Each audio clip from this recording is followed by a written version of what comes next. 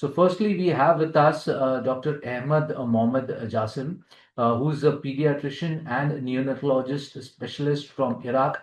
He's an assistant professor of pediatrics associated with College of Medicine, IBN Sana University, Iraq. Is Arab board certified in 2021 with a very senior clinical experience across major hospitals in Kirkuk and Baghdad. He's an active member of the Iraqi Medical Association and Iraqi Pediatric Society. He's a multilingual clinician with strong academic and teaching contributions. So thank you so much, Doctor, for joining with us today. And now would like to introduce the second panelist for today's scientific program, Dr. Paul Joseph, who's a specialist pediatrician and neonatologist who brings in a very rich clinical experience of more than 2 decades with his international clinical experience in multiple countries like UK, India, as well as in Oman. He is PALS and BLS certified, skilled in managing pediatric and neonatology emergency, strong expertise in OPD care, neonatal resuscitation, and critical care. He is actively participant in global pediatric conferences and CME programs. Thank you so much, Doctor, for joining with us today. And now we would like to introduce another expert from the field of Ayurvedic medicine, Dr. Komal Mangaonkar, who is a MD in Ayurvedic medicine and postgraduate diploma in clinical research and clinical data management. She's a very dynamic and seasoned professional with more than a decade of experience as a medical advisor. She's been formally associated with the Department of Medicine, associated with Poddar Ayurvedic Hospital in Mumbai, in India. She's a profound researcher and she's got one research work in her name where she's evaluated polyherbal formulations for the management of bronchial asthma. Welcome, Dr. Komal. And we also had fourth panelist with us today, Dr. Joanne from Qatar. Unfortunately, she's got some emergency, so she could not join us for today's meeting. And now, without much wasting time, I would like to hand over this virtual platform again to Dr. Manisha ma'am, who would be moderating a very interesting panel discussion on the topic safety first, choosing the right cough medication for every child. Thank you so much, Dr. Manisha. Over to you, ma'am. Thank you once again, and I welcome, I think Dr. Jay has already done the needful, but on my behalf, I welcome Dr. Komal, Dr. Paul, and Dr. Ahmed. So can we have the slides?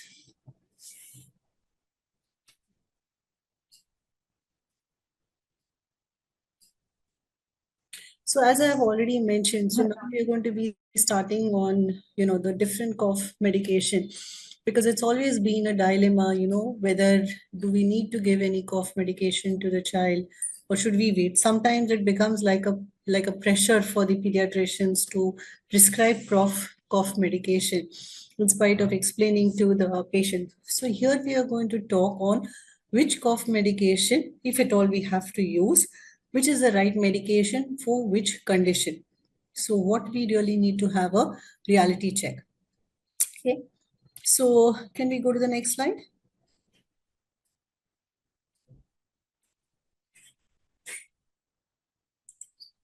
Yeah, the next one.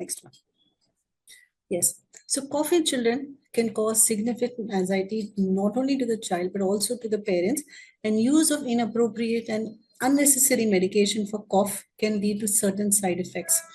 Etiology and management of cough for children differs greatly to that in adults that I have already mentioned. And the worst hit is the over-the-counter cough medication, which are so frivolously prescribed. So that is something where we need to have a stop. Cough as a reflex, which we have mentioned, is a protective reflex, and that is beneficial in clearing the offending agents. Next slide. Yeah. So what are the goals of management that we will be dealing with? First of all, the treatment of the cause of the underlying cause. Like I have already mentioned, you need to know whether the cough is acute or chronic. Medication, whether you need to give any antitussives, antihistaminics, or any decongestants, which specifically we are wary of using in children who are less than 2 years. And now they are prohibited to use in children who are less than 2 years.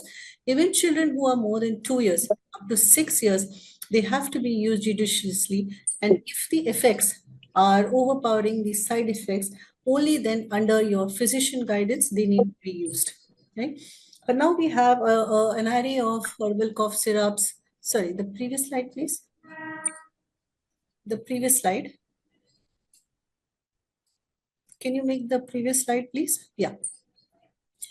So bronchodilators are not effective and should not be given in children if you think clinically the child doesn't have asthma, and management of chronic cough as per the underlying secondary cause. Yes, we can go to the next slide, please. Yeah. So cough medication, now that we know, there are cough syrups which either suppress the cough, whether especially if it's a dry cough, as in, it's a non-productive cough, or those that promote coughing, like you have your expectorants or your mucolytic agents. Next, please. Okay, so let's start with the question is, Dr. Ahmed, my first question to you would be, what has been your experience using expectorants, and in which conditions have you largely used expectorants? Yes, sir. In which condition we're using the expectorant we used in a chronic lung disease and chronic infection. For example, CF, cystic fibrosis, primary ciliary dyskinesia. Expectorant is caused decrease the cohesiveness and adhesiveness of the mucus by drawing water to the mucus to losing, and we can excrete it by cough. Correct, that's correct. Can we go to the next slide, please? As Dr. Ahmed has already mentioned, how expectorants work. As he said, expectorants are commonly used, or mucolytics that we can cause, are commonly used in children when they have chronic wet cough or when the secretions are extremely thick. We need to thin the secretions out. So what these expectorants and mucolytics do is they are going to break these cohesive bonds and thin the secretion out, which will help the child to remove by cough. Okay. So, Dr. Paul, what are the usual side effects of these expectorants that you have seen, and which particular age category would you avoid using them? Thank you, Dr. Manisha.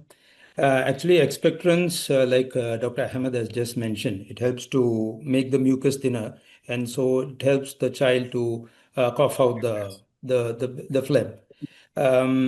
Normally, the expectorants which we see in cough syrups or in cough preparations are guaifenesin and ammonium chloride. So guaifenesin, it's generally should be avoided for children below 4 years, because children, some of them may have allergies, or hypersensitivity to this chemical, so it should be specifically avoided for them. Then some children may have kidney diseases. They could be also having some chronic liver diseases. In these cases, definitely we should avoid. There may be some children with PKU or phenylketonuria. In these cases, also guaifenesin should be specifically avoided. Side effects with guaifenesin can be seen, like can be simple side effects like nausea, abdominal pain, headache, gastritis, or sometimes some drowsiness. Some children may experience urticarial rashes also, like skin rashes, and constipation can be seen in a few. These are the few side effects of guaifenesins which I can mention. Ammonium chloride definitely should be avoided in children below 12 years. Can we have the next slide? So usually we are wary of using any cough syrup in children who are less than 2 years. And I think as Dr. Ahmed and Dr. Paul have mentioned, the effects and side effects of these cough medication, we have very specific criteria if at all we need to use any medications to thin the secretion. And chronic lung infections like cystic fibrosis and PCD are one of the commonest cough syrup, the mucolytics that we use. So, Dr. Ahmed, will you tell us what are the common mucolytics which you have already mentioned? You've been using in CF and PCD. So, and Yes. how do they specifically act? Yes, doctor. As Dr. Paul mentioned, the common mucolytic that are used is by inhaled hypertonic saline, either 3% or 7%. And the second, we mannitol, but nowadays we not use it mannitol. The third, we use N-acetylcysteine as assist nebulizer. We use it as a mucolytic. What other But specific mechanism of action, as we mentioned, that decrease by drawing water to the mucus and losing the mucus and make it thin to excreted by cough. So the mucolytic can increase the cough partially. And second, by decreased cohesiveness and adhesiveness between the mucus particles, so it is easy to excreted by cough. Right. As you rightly mentioned, we have hypertonic saline, which is the commonest mucolytics that we use, and acetylcysteine. So these are the mucolytic agents which will actually break the DNA bonds, as in Don is alpha, but hypertonic saline, as we commonly use in cystic fibrosis and PCD, so they usually work by breaking these bonds and thinning the secretions out. The expectorants, also the action is the effect is the same, but the mechanism of action is different.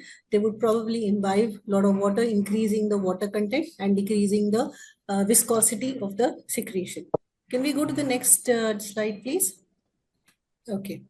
So, Dr. Paul, you ever used decongestants, and what are the common conditions that you have used decongestants for? Well, decongestants, unlike expectorants, they reduce the mucus productions in the airway. It also helps to shrink the nasal passages by narrowing the blood vessels. So it acts the opposite to the expectorants. Oral decongestants and nasal decongestants are available. Most commonly, oral decongestants which we see in the preparations are phenylephrine and pseudoephedrine. But there are limitations to its use, and it should be generally avoided in children below 6 years. They have side effects, from mild side effects like drowsiness, somnolence, maybe irritability, and also lack of concentration in children. And there can be also serious side effects like convulsions in few children, tachycardia, and even reported death. So decongestants generally should be avoided. And only cases where we can think about decongestants are like antihistamines.